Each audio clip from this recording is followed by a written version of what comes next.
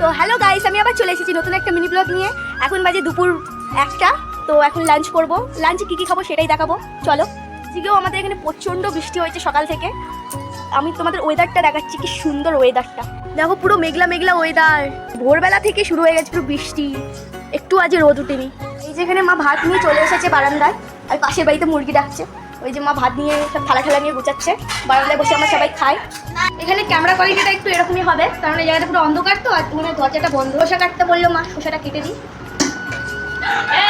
আজ রান্না হয়েছে লাউ দিয়ে ডিম দিয়ে ছেঁচকি, আর ডিমের ঝোল হয়েছে। ঠিক আছে, খেয়ে নিই। তার বন্ধুগণ খাওয়া হয়ে গেছে, পুরো রেডি। চলো, রান্নাটা কেমন হয়েছে?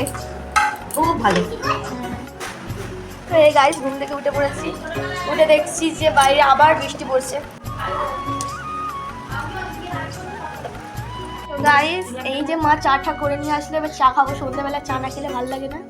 এই যে চা, চলো খেয়ে নিই। আজকের ভিডিওটা এইটুকানি, আবার দেখা হবে নেক্সট ভিডিওতে। টাটা।